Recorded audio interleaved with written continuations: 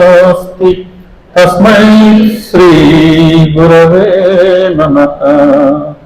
तस्मै श्री गुरवे नमः। सदानन्दवृक्षस्य मूलाधिवास सुधास्राविणं तीर्थमज्ञापयन्तं तरुं कल्पवृक्षाधिकं साधयन्तं नमामीश्वरं सद्गुरुं साईनाथं। नमामीश्वरं सद्गुरुं साईनाथं। नमामीश्वरं सद्गुरुं साईनाथं।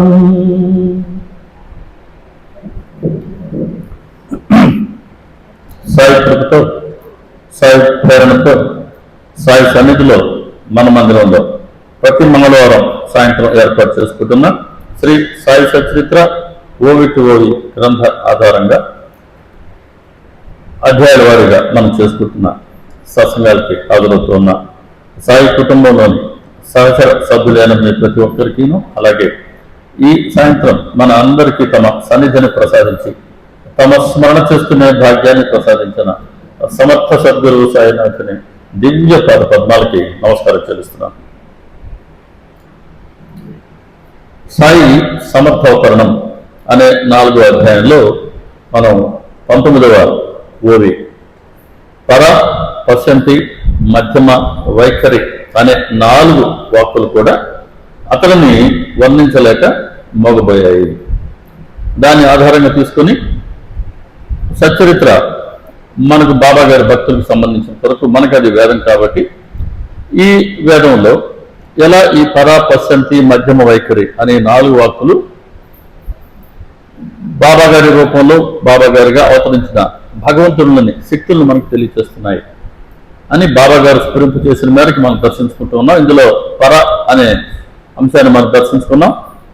పశ్యంతి అంటే బాబా గారిలో ప్రకటమైన దివ్య శక్తులు మరియు సర్వసమర్థత అనుకున్నాం. సర్వసమర్థత దేంట్లో? పంచభూతాలని నియంత్రించడంలో, సృష్టి, స్థితి, లయలను ఆయన అజమాసి చేయటంలో అనుకున్నాం. దివ్య శక్తులు ఏంటి? దేవీ దేవతల భక్తులు బాబా గారి దర్శనార్థం వచ్చినప్పుడు బాబా గారు ఆయా దేవీ దేవతల రూపంలో వారికి దర్శనం ఇవ్వటం, గురు భక్తులు కనుక వస్తే వారికి వారి వారి గురువుల రూపంలో దర్శనం ఇవ్వటం, భక్తుల కోరికలు తీర్చటం, భక్తుల వ్యాధులను వివిధమైన పద్ధతులలో ఆయన నయం చేయటం, వారికి ప్రాణదానం చేయటం, అలాగే బాబా గారు తమ భక్తుల్ని సంరక్షించుకోవడం, ఇవన్నీ బాబా గారిలో ప్రకటమైన దివ్య శక్తులు. ఇందులో మనం మొన్న సృష్టి అనే దాన్ని పూర్తి చేసుకున్నాం.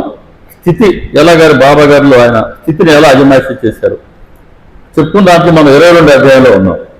22వ అధ్యాయంలో కొన్నిసారి మనం బాలమిర్కర్ని బాబా గారు ఏ విధంగా ఆ పాము కాటి నుంచి కాపాడి తన భక్తుని కాపాడుతున్నారో చెప్తున్నాం. 22వ అధ్యాయంలోనే అమీర్ శక్కర్ పాత్ర వస్తుంది.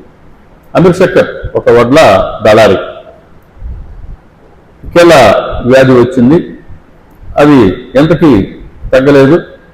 ఆయన వ్యాపారాలను చూసుకొని బాబా గారు వద్దకు రావడం, బాబా గారు భలే, అందుకే బాబా గారు మనం సమర్థ సద్గురు అంటాం. ఎవరికేం చెప్పాలో వాళ్ళకి అదే చెప్తారు. మీకు చెప్పాల్సిన మాట నాకు చెప్పరు, నాకు చెప్పాల్సిన మాట మీకు చెప్పరు. ఎవరికే మాట సూటబుల్లో ఖచ్చితంగా అదే వర్డ్ ఆయన యూజ్ చేస్తారు.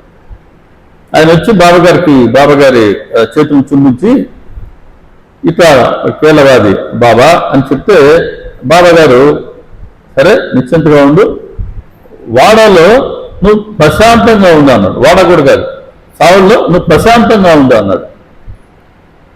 ప్రశాంతంగా ఉండనమాట ఎందుకన్నారు?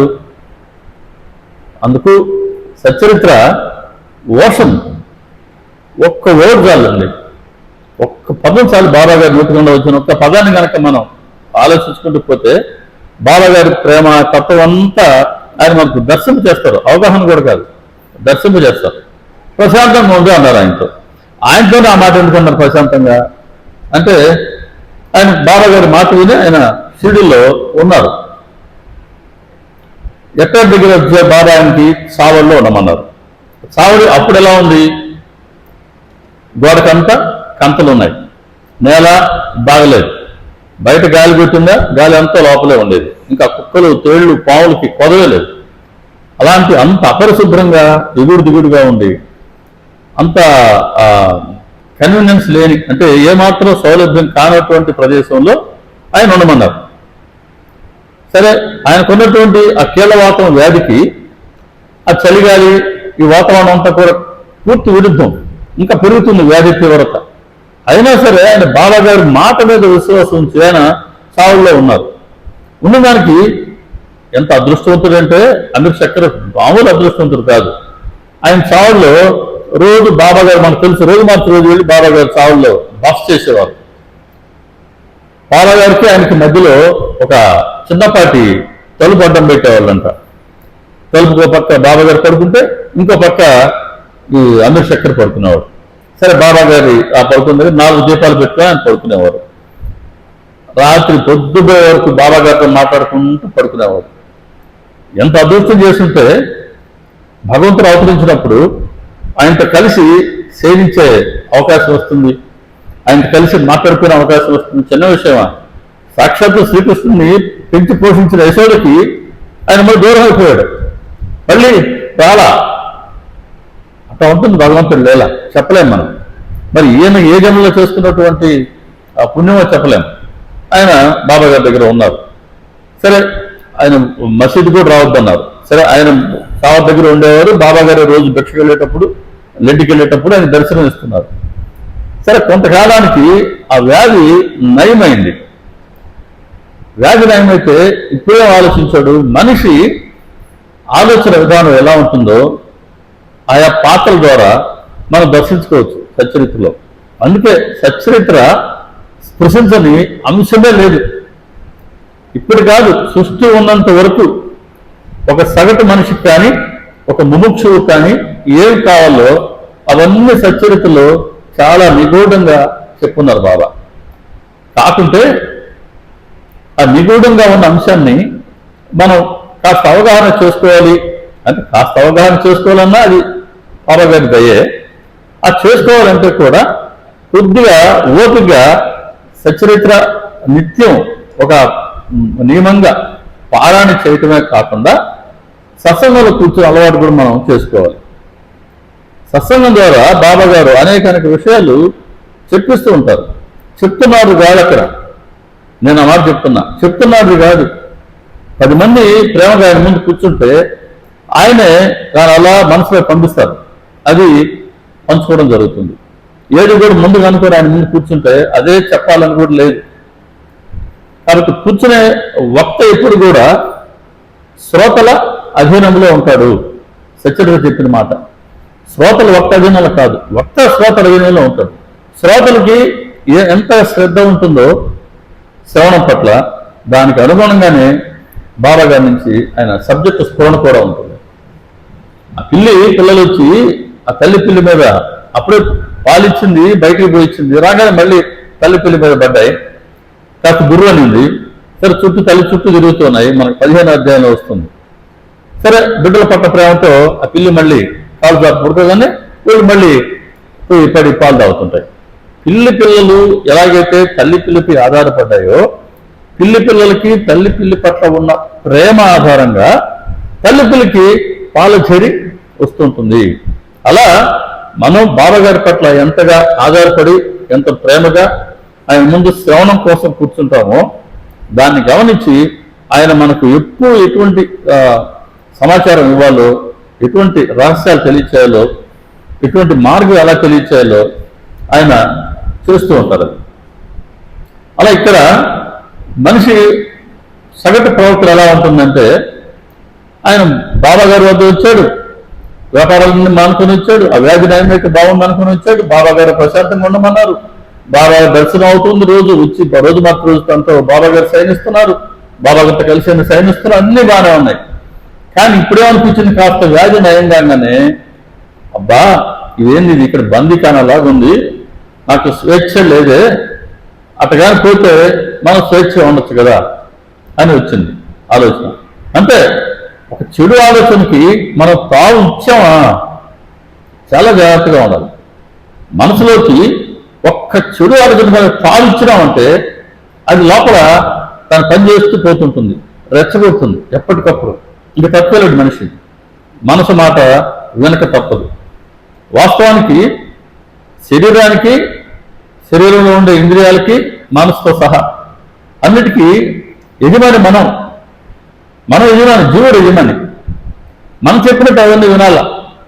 కానీ మాయ ప్రభావం ఎలా ఉంటుందంటే మనం మన ప్రభుత్వాన్ని, అంటే నేను స్వామిని, నేను యజమాని అనేది మర్చిపోయి ఇంద్రియాలతో, మనసుతో మమేకం అయిపోయి మనం వాటికి దాస్యం అయిపోయాం, దాసులం అయిపోయాం. అవి చెప్పినట్టు మనం వింటూ ఉన్నాం. కాబట్టి మనసు ఇక్కడ చెప్పింది, ఇక్కడ నీకు బందికానలాగా ఉంది, వదిలే షిరిడి అని. అంతే.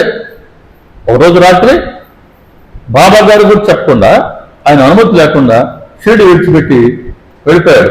అంటే ఎక్కడికో పోయి సుఖంగా ఉన్నాం, ఇది బందికానా అనుకున్నాడు. అప్పట్లో షిరిడీలో అలవాటు ఏంటి? షిరిడి విడిచిపెట్టి వెళ్ళాలి అని అంటే దానికి బాబా గారు అనుమతి తప్పనిసరి. పైకొచ్చు బాబా గారు ఆయన చావుల్లో ప్రశాంతంగా ఉండమన్నారు. కాబట్టి అప్పుడు నియమాన్ని కూడా ఆయన ఉల్లంఘించి బాబా గారికి చెప్పకుండానే, బాబా గారు అనుమతి లేకుండానే బాబా గారు సూచించిన ప్రదేశాన్ని విడిచి ఈయన రాత్రి వెళ్ళిపోయాడు. కొబ్బరిగాం వెళ్ళిపోయాడు. కొబ్బరిగాంలో ఆ రోజు రాత్రి బస్ చేద్దామని ఉన్నాడు. ఆ బస్సులో ఏమైంది, ఒక ఫకీరు ఇంకో ఫకీరు ఆయన పడుకొని ఉన్నాడు. ఆయనకి దాహం అయింది, మంచినీళ్ళు ఇవ్వమన్నాడు. ఈయన మంచినీళ్ళు ఇచ్చినాడు. ఆయన తాగినాడు, తాగి ప్రాణాలు పోయినాయి. ఇప్పుడు తెల్లారింది అనుకోండి, ఏమని వస్తుంది? ఆయన కొత్త అయినా, ఈయన కొత్త అయినా, ఆయన చనిపోయి ఉన్నాడు, ఈయన మీద మళ్ళీ కేసు అవుద్ది, పోలీసు వస్తారు, ఈయన చెప్పుకుంటాడు వాస్తవం ఇదేనని. కానీ అది వాస్తవం తేలేంత వరకు ఈయన ఎక్కడ పెడతారు? జైల్లో పెడతారు. అక్కడి చావులు ఏమనుకున్నాడు? అది జైలు అనుకున్నాడు. అక్కడి నుంచి పారిపోయి వస్తే వాస్తవానికి బందీఖానాకి వెళ్ళేటువంటి పరిస్థితి ఇప్పుడు తన చేతులారా తను తెచ్చుకున్నారు. ఇప్పుడు జ్ఞానోదయం అయింది. బాబా గారు ఎందుకు ప్రశాంతంగా ఉండమన్నారు? ఎటువంటి అడిగిరా బాబు, నువ్వు నీకు నయం చేస్తావు, నేను సమస్య కాదు, కానీ నువ్వు ప్రశాంతంగా వస్తా, ఓపికతో ఉండు. అక్కడ బాబా గారి దగ్గర ఎంత సుఖంగా ఉంటే షిరిడీకి వెళ్తున్నాం మనం, 10 రోజులున్నా 12 రోజులున్నా ఆ చివరి రోజు ఎందుకు మన అందరూ ఏడుపు వస్తుంది? వదిలిపెట్టి రావాలంటే ఎవరొకరు ఎవరు వచ్చుంటారా? బాగా గుర్తు తెచ్చుకోండి. కష్టంగా వస్తాం అని రోజు ఉండి కూడా అట్లాంటిది రోజు మార్చి రోజు ఆయన దగ్గర కలిసి సహిస్తూ, ఆయనతో మాట్లాడుకుంటూ, ఆయన ప్రేమను అనుభవిస్తూ ఆయన ఉండరా బాబు అంటే జంప్ అయిపోయినాడే. ఇప్పుడు మళ్ళీ బాబా తప్పైపోయింది, నన్ను ఎలాగేసారి తీసుకెళ్లి షిరిడీలో వెళ్ళిందని అప్పటికప్పుడు రాత్రి బాబా గారు నామాన్ని స్మరిస్తూ, వెనక్కి చూసుకుంటూ, ముందు చూసుకుంటూ మరి గబగబా నడుచుకుంటూ వచ్చి సావుల్లోకి వచ్చిన తర్వాత అప్పుడు మనిషి ప్రశాంతంగా ఉండగలిగాడు. కాబట్టి బాబా గారి మాట మీద విశ్వాసంతో దాన్ని మనం ఆచరిస్తే ఆయన దగ్గర మనం పొందలేనిది ఏది లేదు. చేయాల్సిందల్లా ఆయన చెప్పిన మాటను మనం ఆచరించడమే. శ్రద్ధ, అందుకు శ్రద్ధ అనింది. అలా ఆయనకుండే వ్యాధిని పోగొట్టాడు. అప్పటి నుంచి లెంపలేసుకున్నాడు, ఇంకా నేను ఏదైనా పొరపాటు పని చేయను. ఏ సుఖాదాశించి ఆయన కొబ్బరిగాకు పారిపోయాడో ఆ తప్పు ఇక్కడే ఉంది. నువ్వు ఇట్లాంటి క్యారెక్టర్ని మన సంగతి ఆయన తెలుసు కాబట్టి ఎవరికి ఏ మాట కావాలో దాన్ని స్పష్టంగా చెప్తారు ఆయన.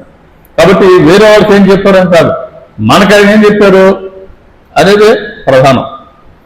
మనకు చెప్పినట్టు ఉన్నాయి, ఉన్నాయి సచరితలో ఉన్న వాక్కులన్నీ, బాబా గారి మొక్క వచ్చిన వాక్కులన్నీ మన కోసమే. అమీర్ చక్ర మనలో లేడా? 16 అధ్యాయం వచ్చిన రోజు మనలో లేడా?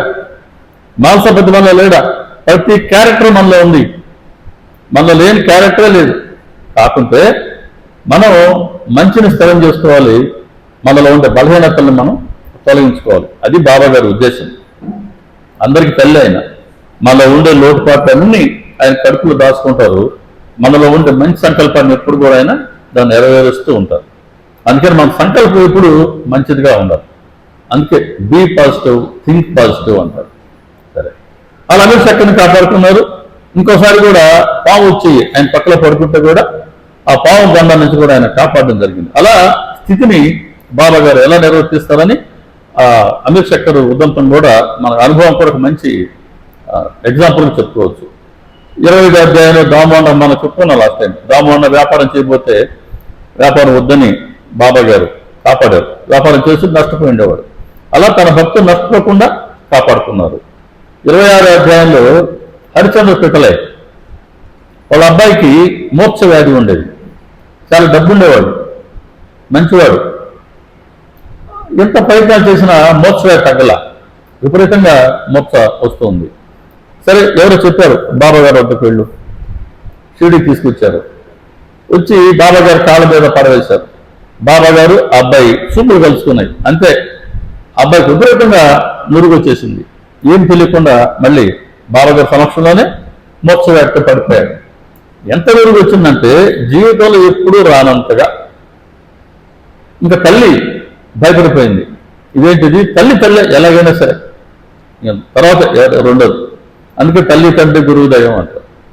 తల్లి మనసు బాధపడిపోయింది. ఏంటిది, బాబా గారి దగ్గరికి వస్తే ఆయన కాపాడతారని మనం వస్తే బాబా గారి సన్నిధికి రాగానే ఇంత మోక్ష వ్యాధి వచ్చింది, ఈ మాదిరి ఎప్పుడు ఇంతకు ముందు రాలేదు అంటే బాబా గారు చరణాలు ఏమన్నా ఘాతుకమైనవా అని ఆవిడ మనసులో వచ్చినటువంటి ఆలోచన.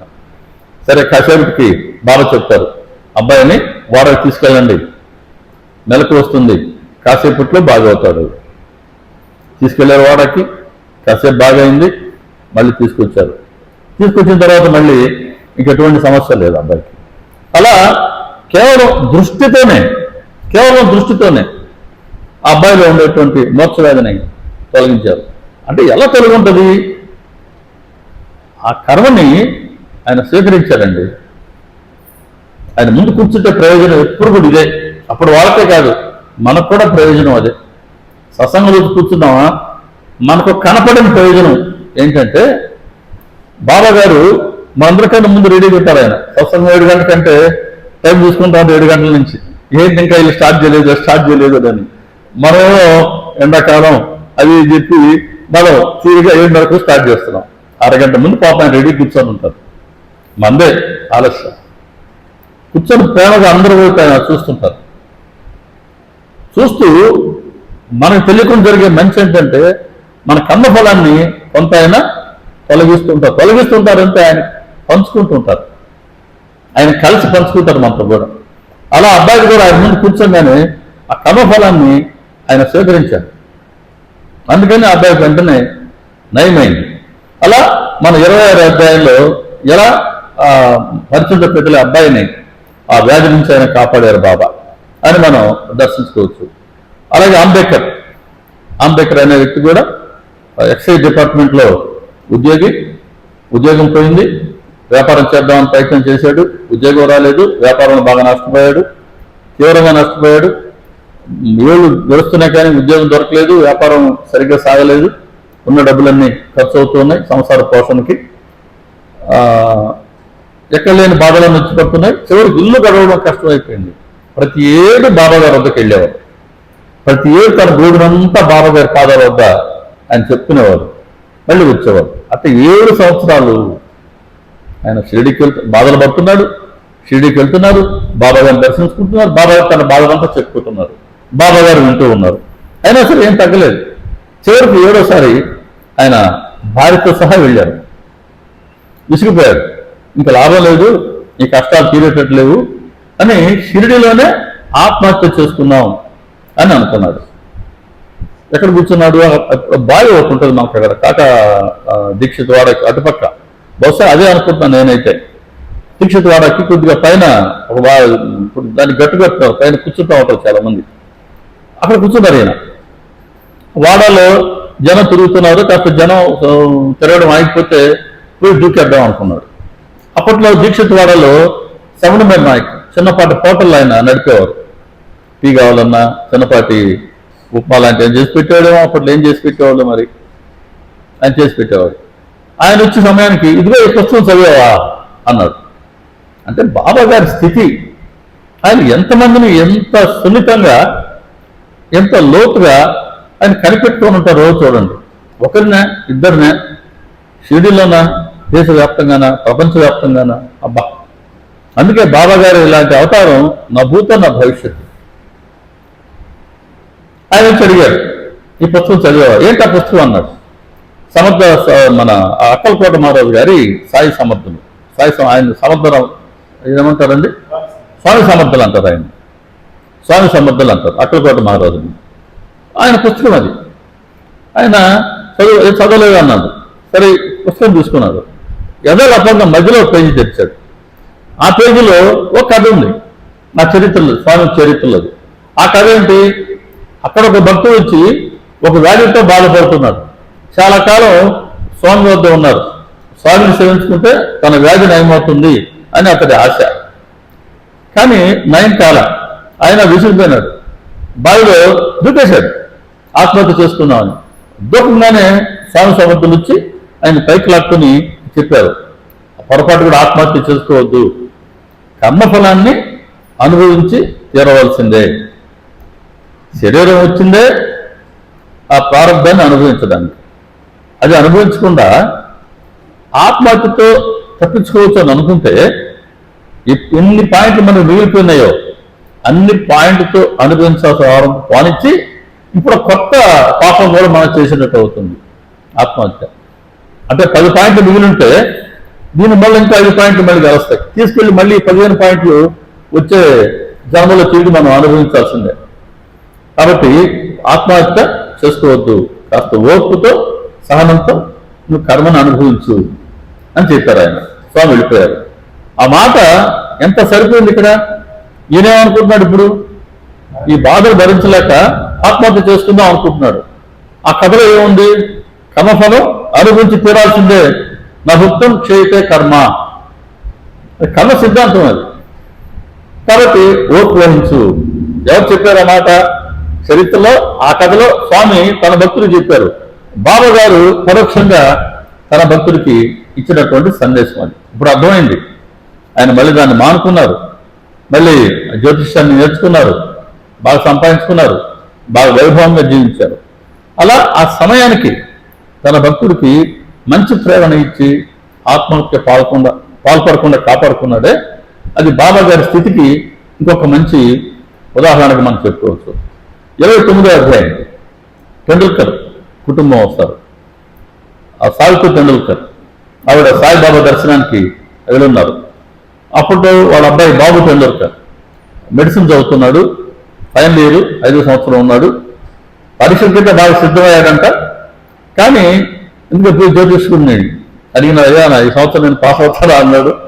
ఆయన గ్రహాలు లెక్కగట్టి వేడులతో నక్షత్రాల స్థితిని చూసి, అబ్బాయి నువ్వు కష్టపడ్డావు, చదివావు బాగా, ఈ సంవత్సరం గ్రహాలు అనుకూలంగా లేవు, ఈ సంవత్సరం నువ్వు పాస్ కావు, వచ్చే సంవత్సరం అయితే పాస్ అవుతావు అని చెప్పేసరికి ఎంత పరీక్షకు సిద్ధమైనప్పటికీ పరీక్ష పాస్ కాలేనేమో అనుకుని పరీక్షకి హాజరు కాకుండా ఉన్నాం అనుకుని నిరుత్సాహంగా ఉన్నాడు.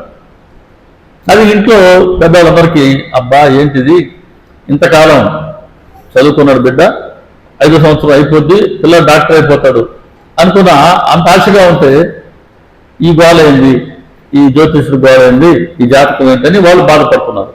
ఆ నేపథ్యంలో ఆవిడ షిరిడీకి వచ్చున్నారు.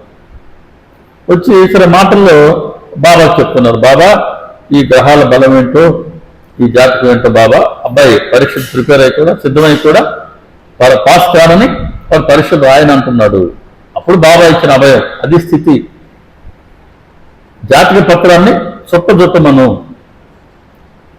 జ్యోతిష్యుడి మాటలను విశ్వసించవద్దని చెప్పు, ఎవరి సలహాను తీసుకోవద్దని చెప్పు, నా మాట యందు విశ్వాసం ఉంచమని చెప్పు, వీళ్ళు స్థిరంగా పరీక్ష రాయమను, తప్పక ఉత్తీర్ణుడవుతాడు. అంతే. వచ్చి కొడుకు ఆ మాట చెప్పింది, కొడుకు వెళ్ళి పరీక్ష రాశాడు. పరీక్ష రాసిన తర్వాత కూడా, అంటే ఈ ప్రొఫెషనల్ కోర్సెస్ లేక ఇంజనీరింగ్ కానీ డాక్టర్ గారు ఎలా ఉంటుందంటే, లాస్ట్ ఫైనల్ ఎగ్జామ్స్ అయిన తర్వాత ఇంకో 20 మార్క్స్కి, అంటే 50 మార్కులకి ఈ రాత పరీక్ష జరిగినాయి అనుకోండి, ఇంకో 20 మార్క్స్కి వైవా ఓస్ అని ఉంటుంది, మౌఖిక పరీక్ష అంటారు. మన కాలేజీ మన యూనివర్సిటీ నుంచి కాకుండా వేరే యూనివర్సిటీ నుంచి ప్రొఫెసర్లు వస్తారు. ప్రొఫెసర్లు వచ్చి వ్యక్తిగతంగా ఒక్కరొక్కరిని పిలుస్తారు, వచ్చి వాళ్ళు కొన్ని ప్రశ్నలు అడుగుతారు, దాని మీద మార్కులు ఇస్తారు. అదాన్ని వైవావోస్ అంటారు, మౌఖిక పరీక్ష. ఇప్పుడు కూడా ఉంది అది. ఆ మౌఖిక పరీక్షకి అందరూ హాజరు కమ్మని ప్యాకేజ్ వచ్చింది. ఆయన పరీక్షకుడు వచ్చి ఆయన కాలేజీకి వచ్చాడు. పిల్లలు వెళ్ళి హాజరవుతున్నారు. ఇతనేంటి సావిత్రి టెండూల్కర్ అబ్బాయి, నేను పరీక్ష రాసింది సరిగ్గా రాయలేదు, పాస్ అవ్వడానికి ఆ మార్కులు సరిపోవు, కాబట్టి నేను ఎందుకు పోవాలనుకుని ఇతను ఆ పరీక్షకి వెళ్ళలేదు, ఇంట్లోనే ఉన్నాడు. సాధారణంగా వచ్చే పరీక్షకుడు కూడా మనం వెళ్తే పరీక్ష చేస్తాడు, మార్కులు వేస్తాడు. రాలేదనుకోండి సాయంత్రం వరకు చూస్తాడు, పక్కన ఏ అని పెట్టుకుంటాడు, ఆప్షన్ చేసుకుంటాడు, పక్కన 0 మార్కులు పెడతాడు. ఆయన అట్ట కాదు. ఆయన అడిగాడంట, అరే ఏంటి అబ్బాయి రాలేదు పరీక్షకి ఈరోజు అని. మా స్నేహితుడు సార్ అంటే, ఎందుకు రాలేదు అబ్బాయి పరీక్షకి, పరీక్షలు బాగా రాయలేదని, పాస్ కానని. అది ఎవరు చెప్పారు, అబ్బాయికి ఇన్ని మార్కులు ఇచ్చేయే, వెళ్ళి వెంటనే దగ్గర తీసుకురా, అంత అవసరం ఏంటి, చెప్పాల్సిన పనే లేదు ఆ మాట. ఆయన ఎవరు కూడా చేయాల్సిన పనే లేదు. మన డ్యూటీ ఏంటి, పోయాము పరీక్ష చేసాం, వచ్చారో మార్కులు వేసామా, రాలేదో ఆప్షన్తో 0 మార్కులు వేసావా, అంతే. అదిలే ఎంక్వైరీ చేయడం, వెళ్ళి కూడా ఉండి అబ్బాయిని తీసుకురా అన్నారు. ఈ అబ్బాయి పరిగెత్తుకుంటూ వచ్చాడు, నేను ఆయన తీసుకురమ్మన్నాడు, రా పరీక్ష పాస్ అయినా ఎదురు కనిపేసి బాబాగా నమస్కారం పెట్టి వెళ్ళాడు. మాకు పరీక్ష హాజరయ్యాడు, పాస్ అయ్యాడు, డాక్టర్ అయిపోయాడు. చూడండి, తన భక్తుల తల్లికి తండ్రికి బాబాగారి పట్ల భక్తి విశ్వాసాలు ఉంటే ఆ ఫలితం ఎవరికి వచ్చింది, బిడ్డకు వచ్చింది. మనం వారసత్వంగా బిడ్డలకు ఇస్తుంటాం, మన దగ్గర ఉన్నదంతా, అంతే కదా. మరి ఇది కూడా బాబాగారి పట్ల మనం భక్తి విశ్వాసాలతో ఉంటే దీని కూడా బిడ్డలకు వారసత్వంగా ఇవ్వాలి. మనం ఆయన పట్ల ప్రేమగా ఉంటే ఆయన అదే నీ భారాన్ని మోపు నేను మోస్తానంటే, మన భారం ఏంటి, మన తప్పే కాదు కదా. సంసారంలో వెనకాల మన లగేజ్ ఉంది, పిల్లలు ఉన్నారు, వాళ్ళ భారాన్ని కూడా ఆయన తప్పకుండా మోస్తారు. అలా ఆయన కుటుంబాన్ని మొత్తాన్ని పోషించుకుంటారు ఒకసారి కనుక మనం ఆయన ఆధారపడితే. అది స్థితి. అది మనకు 29వ అధ్యాయంలో స్పష్టంగా కనపడుతూ ఉంది. ఇంకా 33వ అధ్యాయం పోతే ఊది వల్ల తన భక్తుల్ని కాపాడుకోవడం మనం ఇంతకుముందు కూడా చెప్పుకున్నాం. 34వ అధ్యాయంలో డాక్టర్ గారి బాలగారు డాక్టర్ వాళ్ళ అన్నగారి అబ్బాయికి క్యాన్సర్ రావడం, బోన్లో క్యాన్సర్ రావడం, అది ఎంతకీ నయం కాకపోవడం, వాళ్ళు శస్త్రచికిత్స ఆపరేషన్ కూడా చేయడం ఆ రోజుల్లోనే, అయినా నయం కాలేదు. ఇంకా చివరి ప్రయత్నంగా ఎవరో చెప్పగా బాబా గారి గురించి విని బాబాగారి వద్దకు తీసుకురావడం అబ్బాయిని. ఆ అబ్బాయి బాబా గారి చరాల మీద పడితే బాబా గారు ఆ అబ్బాయి వైపు చూస్తూ అబ్బాయి పాదాన్ని నిమిరాడండి. అబ్బాయి వైపు ప్రేమగా చూస్తూ అబ్బాయి పాదాన్ని నిమురుతూ అలా కాసేపు ఆ అబ్బాయి వైపు అలాగే చూశారు. అంతే, ఇంకేం లేదు. ఊదిని లేపడం, ఊది సేవనం, అయితే బీది తీసుకోవడం, ఊది లేపడం, అది చాలుకోండి అన్నారు. అంతే, 4 రోజుల్లో ఇన్ని వైద్యాలు, శస్త్రచికిత్స ఇవన్నీ చేసినా ఫలితం లేనిది 4 రోజుల్లో ఆ పుండు మొత్తం మాడిపోయింది, అది రాలిపోయింది కూడా. ఎక్కడి నుంచి వచ్చింది ఆ పవర్ అంటే అదండి శక్తిపాతం, సద్గురు చేయడం శక్తిపాతం. అది ఆయన శక్తిని పంపించి దాన్ని తొలగించగలిగాడు. అంత కరుణ ఆయన ముందు కూర్చుంటుంది. ఆ కర్మఫలాన్ని ఒకసారి కానీ స్వీకరించారంటే ఎంతమంది స్వీకరిస్తారు, స్వీకరిస్తూనే ఉంటారు. ఆయన మన కర్మఫలాన్ని ఆయన భిక్షగా స్వీకరిస్తున్నారు, తిరిగి ఆయన అనుగ్రహాన్ని ఇస్తూనే ఉంటారు. మనకి ఏది కావాలో అది ఇస్తూనే ఉంటారు, ఎంత కావాలో ఇస్తూనే ఉంటారు. ఒకరికా ఇద్దరికా కాదు, వేలాది మందికి, లక్షలాది మందికి, కోట్లాది మందికి, ఎంతమందికి ఇచ్చినా ఆయన దగ్గర ఉండేది అవ్యయం. అవ్యయుడు ఆయన దగ్గర ఉన్నది అవ్యయమే. ఎంతమందికి ఇచ్చినా అది తరగదు. అది బాగా చెప్తుంది, నా దగ్గర అక్షయమైన నిధి ఉంది, అక్షయమైన నిధి. వచ్చి బండ్ల కొద్దీ తోపు అనుకోండి, బండ్ల కొద్దీ తోపు పోమంటున్నాడు.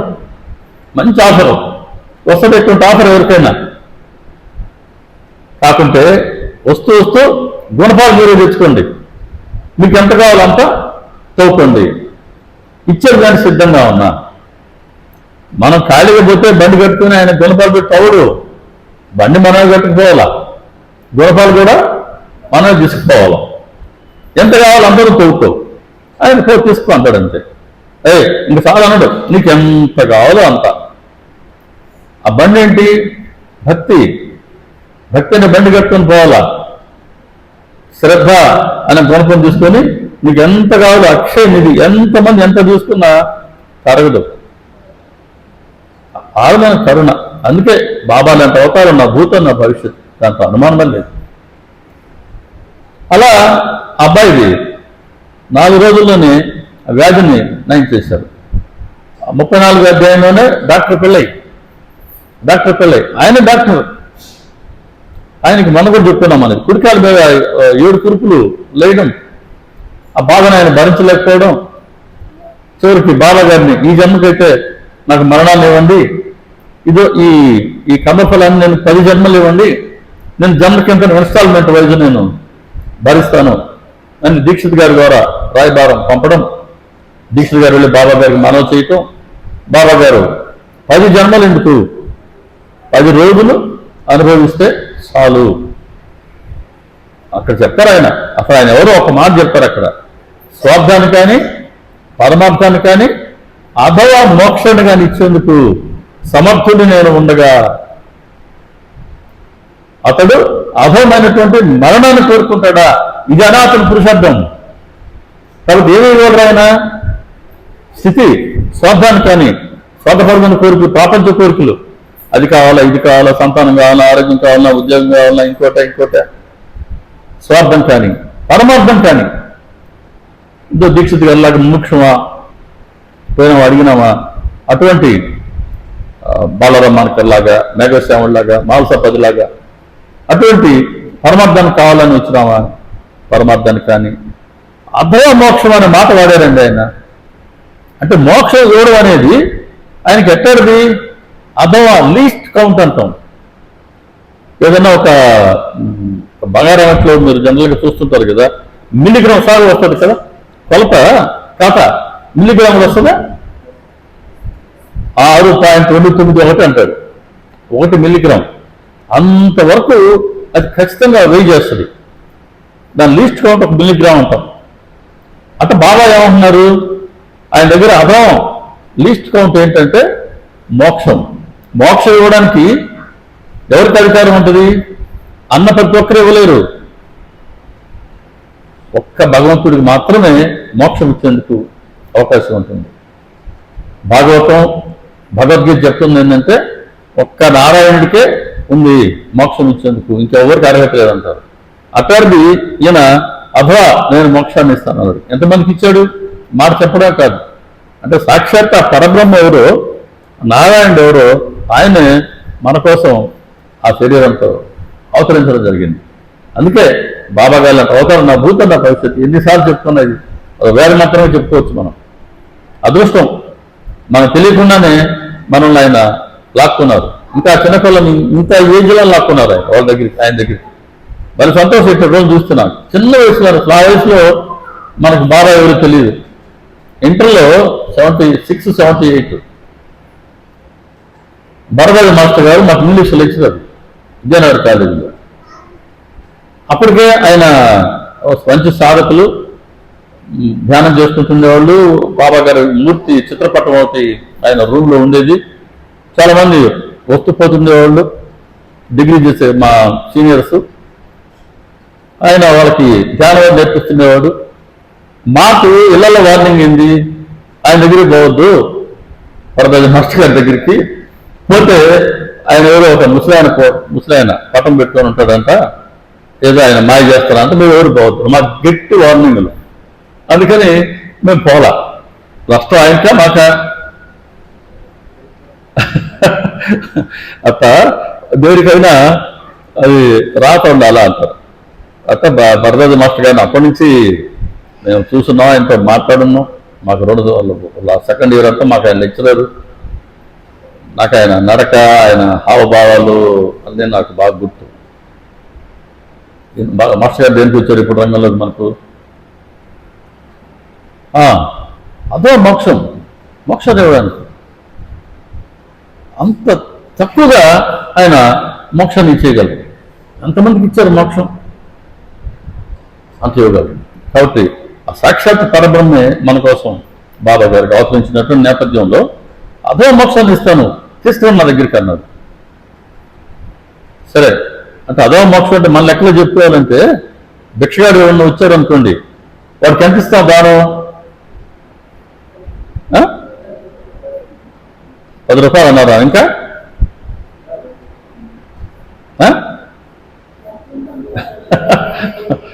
రూపాయితో స్టార్ట్ చేస్తాం. ఇప్పుడు రూపాయి తీసుకోవట్లేదండి, ఒక కోపడుతున్నారు. ఇప్పుడు మినిమం 2 రూపాయలు ఇవ్వాల్సిందే. 10 రూపాయలు ఇస్తే మంచిదే. అది అథవా మనం రూపాయి ఇస్తాం, అది లేక 2 రూపాయలు ఇస్తాం. అది బాబా గారి దృష్టిలో అథవా అన్నారు. అంటే మోక్షాన్ని అంత లెక్క లేకుండా ఇచ్చేవాడిని సమర్థుడు నేను ఇక్కడ కూర్చొని ఉంటే అది అడగకుండా వచ్చి నాకు మరణాన్ని అంటాడా? ఇదే అతను పురుషార్థం. తీసుకురండి ఆయన్ని. తీసుకొచ్చారు బాబా గారి ముందు కూర్చోబెట్టారు. బాబా గారు చెప్పారు ఆయనకి, ఎదురు కూర్చోమన్నారు. కూర్చొని మనిషి జీవితంలో సుఖం కానీ దుఃఖం కానీ ఒక ప్రవాహంలా వచ్చి మీద పడుతూ ఉంటాయి. ప్రవాహం చెక్కురాదు, ఉన్నట్టుండి వచ్చేస్తుంది. ప్రారంభ కర్మానుసారం ఇవన్నీ వచ్చి మీద పడుతూ ఉంటాయి. సుఖం కలిగితే నా వల్ల కలిగిందని కుంగిపోనివద్దు. ఏదైనా కష్టం వస్తే ఇది ఎందుకు వచ్చిందని కుంగిపోనివద్దు. కర్మఫలాన్ని ఓర్పుతో అనుభవించాలి. ఎంత బాగుంటాయో బాబా గారు వచ్చినారు. ఇది బాబా గారు ప్రతి మాటకి శక్తిపాతం చేసేంత శక్తి ఉంది. శ్రద్ధగా కనుక మనం వాటిని ఆలకిస్తే, మనం కనుక వింటే. కాబట్టి ప్రారంభ భోగాన్ని ఓర్పుతో అనుభవించాలి. భయంతో బెంబేలు పడిపోవద్దు. కూర్చోబెట్టారు ఎదురుగానే. కూర్చోబెట్టడం జరిగింది. కాకొచ్చి పొడుస్తున్నారు. సరే అబ్దుల్లా వచ్చి కాలు తప్పడం జరిగింది. ఆ కురుపు పగిలిపోయింది. కాసేపు బాధపడ్డా 10 రోజుల్లో 10 జన్మలు ఎందుకు, 10 రోజులు అనుభవిస్తే చాలు అని బాబా గారు చెప్పినట్టుగానే 10 రోజులకి అది పూర్తిగా నయమైపోయింది. మనిషి హ్యాపీగా నడిచారంట. అలా బాబా గారు స్థితి తన భక్తులను రక్షించుకోవడంలో ఆ విధంగా ఉంటుంది. శ్యామ వాళ్ళ తమ్ముడు భార్య, బాపాజీ భార్య కూడా ఎలా ఆ రోజు ఆ ప్లేగు వ్యాధి నుంచి బాబా గారు కాపాడారో మన సచ్చరిత్రలో దర్శించుకున్నాం. ఇంకా 45వ అధ్యాయానికి వెళ్తే అది ఇవన్నీ బాబా గారు శరీరంతో ఉన్నప్పుడు చేశారు అనుకున్నాం. శరీరం విడిచిపెట్టిన తర్వాత బాబా చెప్పారు, నా సమాధి నుంచి కూడా నేను అప్రమత్తున్నే, నా సమాధి కూడా నా భక్తుల వెంటే ఉంటుంది. అందుకని మన సమాధిని అంత పవిత్రంగా మనం బాబా గారితో సమానంగా మనం భావించుకొని నమస్కరించుకుంటాం. నా సమాధి నుంచి నేను నా భక్తులు కాపాడుకుంటాను అన్నారు. సరే బాబా గారి మహాసమాధి జరిగిపోయింది. దీక్షిత్ గారు ఆయన బాబా గారు ఆయనకి ఇచ్చిన సేవ ఏంటి? రోజు ఉదయం భాగవతం, రాత్రులు భావార్థ రామాయణం పారాయణం చేయాలి. పారాయణం చేయడమే కాకుండా వచ్చిన వాళ్ళకి, ఆ శ్రవణం చేసే వాళ్ళకి దాని గురించి కాస్త వివరించాలి. ఇది ఆయనకి ఇచ్చినటువంటి సేవ. ఆయన ఆ సేవ చేసుకునేవారు. ముంబైలో కాకా మహాజని ఇంట్లో భాగవతం పారాయణ జరుగుతుంది. బహుశా సప్తాహ పారాయణ పెట్టుకొని ఉంటారు వాళ్ళు. బ్రహ్మాండంగా దీక్షిత్ గారు చదువుతూ ఆ శ్లోకాల అర్థాన్ని ఆయన చాలా బాగా చెప్పేవారట. ఆయన చెప్తున్నారు. చెప్తుంటే ఆ రోజు వచ్చింది ఏంటి? ఆ నవనాథుల భక్తి ప్రస్తావన ఉంది అందులో. ఈయన ఆ పారాయణ అంతా అయిన తర్వాత, అయ్యో నవనాథుల భక్తి ఎంతటి అమోఘమైనటువంటి భక్తి, అటువంటి అచంచలమైన భక్తి మనం పొందలేకపోయాం కదా, అయ్యో మానవ జన్మ అరుదుగా వస్తుంది. ఆయన ముముక్షత్వం చూడండి, అది మోక్షత్వం అంటే. సాధారణంగా ఇక్కడ మన మనిషి సాధారణంగా మన ఆలోచన విధానం ఎలా ఉంటుందంటే, శక్తి ఉన్నంత వరకు డబ్బు సంపాదించుకోవాలని ఉంటుంది కదా. దీనికి ఏమైనా అనుమానం ఉందా? మన శక్తి వరకు, మన శక్తి మేరకి, శక్తి ఉన్నంత వరకు మనకు చేతనైన విధానంలో ధనం సంపాదించుకుంటే మంచిది అని ఉంటుంది. అందులో తృప్తి ఉండదు. ఇది సంపాదించేవారే చాలు అని ఆగిపోదు. కానీ అదే ఆధ్యాత్మిక విషయంలోకి రండి. ఆధ్యాత్మిక విషయంలో బాబా గారి కోసం మనం కొంత సమయాన్ని కైంకర్యం చేయాలా అని అనుకుందాం. దీంట్లో రోజుకు 2 గంటలు కైంకర్యం చేద్దాం అని అనుకుంటే ఆ 2 గంటలు కైంకర్యం చేసిన తర్వాత ఇంకా చాలులే 2 గంటలు చేసేవాళ్ళు ఈరోజు అని ఆగిపోతాం. వాస్తవానికి తృప్తిగా ఉండాల్సింది ధన సంపాదన విషయంలో. మనసు తృప్తి పడుతుంది, ఇంకా చాలులే అనుకొని ఆ సమయాన్నంతా మనం భగవంతుడితో లేదా మన ఇష్టమైన దేవీ దేవతలతో కైంకర్యం చేసుకుంటే మనసు స్మృతి పడుతుంది, మనసు నిశ్చలంగా ఉంటుంది, సమాధాన పడుతుంది. అక్కడేమో తృప్తి ఉండదు, ఎంత ఉన్నా ఇంకా కావాలనుకుంటాం. ఇక్కడ భగవంతుడి దగ్గర స్వామి వివేకానంద చెప్పినట్టుగా stop not till the goal is reach. గమ్యాన్ని చేరేంత వరకు నీ ప్రయాణం ఆపొద్దు అంటాడు ఆయన. గమ్యాన్ని చేరేంత వరకు అంటే ఆత్మసాక్షాత్కారం పొందేంత వరకు నీ ప్రయత్నాన్ని ఆపొద్దు. ఇక ఆధ్యాత్మికతలో మాత్రం ఎక్కడ ఆగేందుకు లేదు, తృప్తికి తావు లేదు. ఎప్పటి వరకు? లక్ష్యాన్ని గమ్యాన్ని చేరేంత వరకు.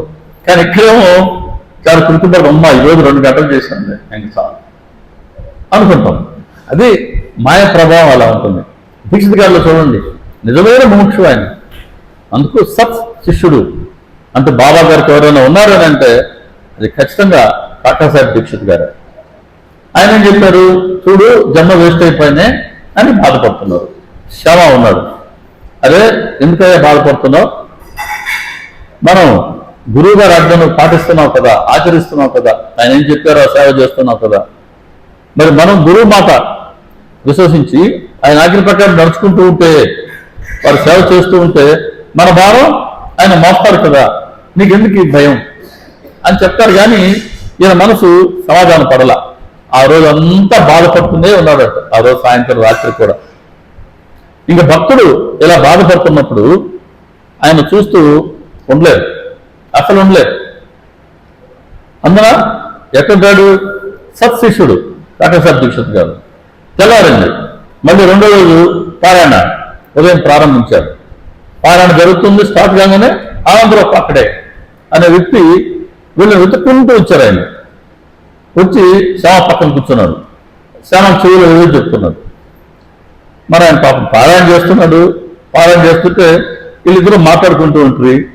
పక్కన పోయి మాట్లాడుతున్నది ఒక రకం, ఎదురుగా మాట్లాడుకుంటుంటే కష్టమే, కాన్సన్ట్రేషన్ దెబ్బతింటుంది. ఆయన అదే అన్న దీక్షిత్ గారు, ఏంటండి మీ ఇద్దరు చెప్తూ నవ్వుకుంటున్నారు, అదేదో మాకు కూడా చెప్పరాదా? అప్పుడు అనంతరం పక్కనే చెప్పాడు, రాత్రి ఒక స్వప్నం వచ్చిందండి నాకు. నడుములో తోరకుండి సముద్రంలో నేను నిలబడి ఉన్నాను, నా ఎదురుగా బాబా గారు దర్శనం ఇచ్చారు. బాబా గారు కూడా రక్త ఖచ్చిత సింహాసనం అన్నాడు ఆయన.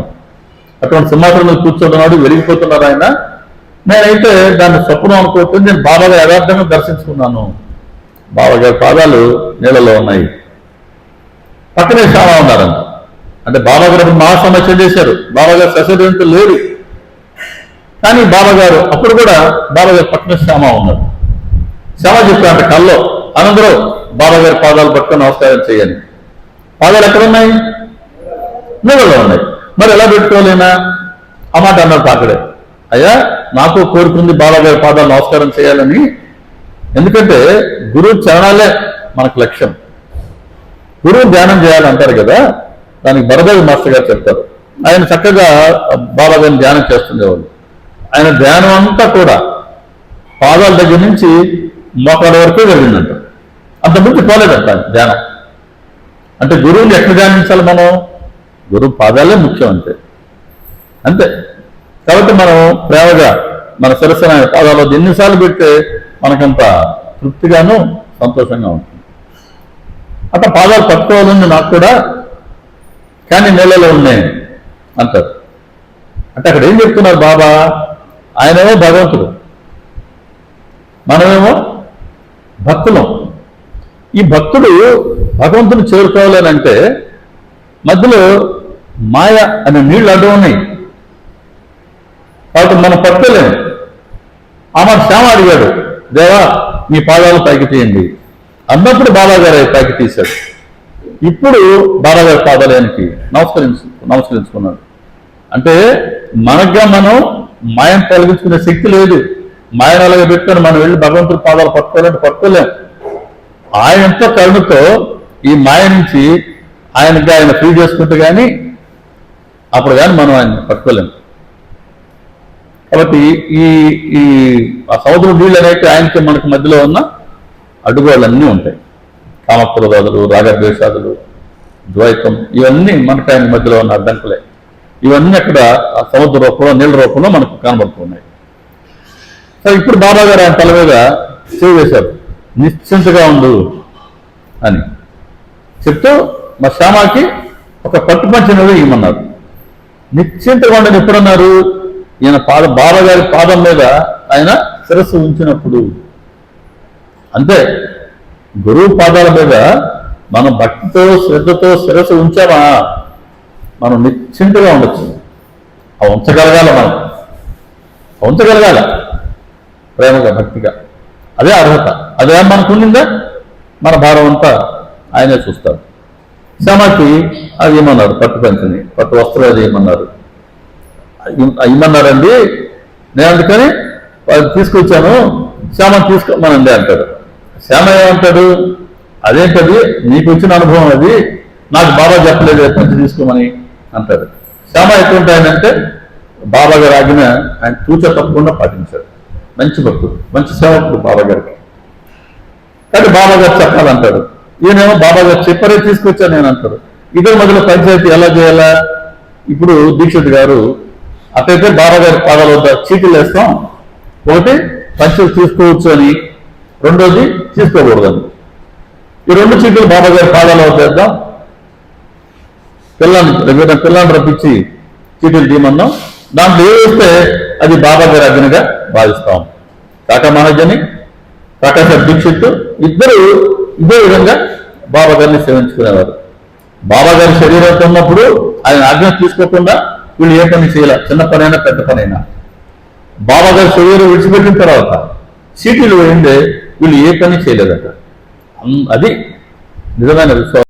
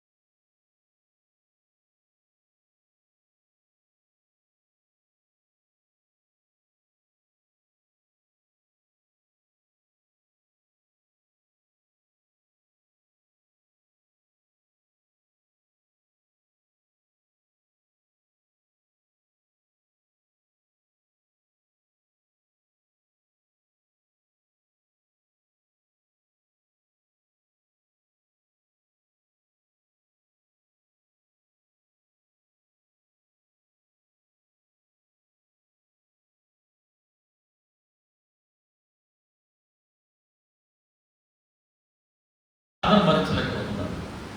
ఆయనకి ఆ రోజు రాత్రి బాబా గారు తర్వాత దర్శనమిచ్చాడు. ఆయన బాబా చెప్తున్నాడు, బాబా నేను ఈ బాధను అయితే భరించలేకపోతున్నాను బాబా, నాకు మరణం మీద భయం పోయింది, బాధను పడలేకపోతున్నా, నాకు మరణాన్ని ఏంటి నన్ను అడిగితే, లేదురా రామచంద్ర, నీ మరణాన్ని నేను రద్దు చేశాను, నీకు ఎటువంటి భయం లేదు, నీ మరణం తొలగింది, కానీ సమస్య అంతా తాత్య పాటితోనే ఉంది. వాడు 1918 సంవత్సరం విజయదశమి రోజుకి వాడు చనిపోతాడు అని చెప్పాడు.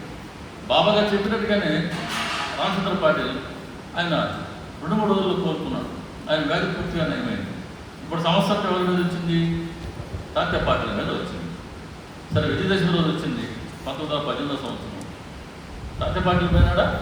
లే, తాత్య పాటిల్ బదులుగా బాబా గారే తమ శరీరాన్ని విడిచిపెట్టడం జరిగింది. ఎందుకోసం విడిచిపెట్టారు? బాయిజాబాయి తమ్ముడా అనిపించింది బాబా గారు. ఈయన ఆవిడ ముక్కయానికి ఇచ్చేవాడు, మావాన్ని తాత్య పాటలకు ఇచ్చేవాడు. ఆ ప్రేమ రాగాల కోసంగా, ఆ తల్లికి ఇచ్చిన మాట కోసంగా తాత్య పాటలు మరణం బదులుగా బాబా గారు తమ శరీరాన్ని విడిచిపెట్టడం జరిగింది.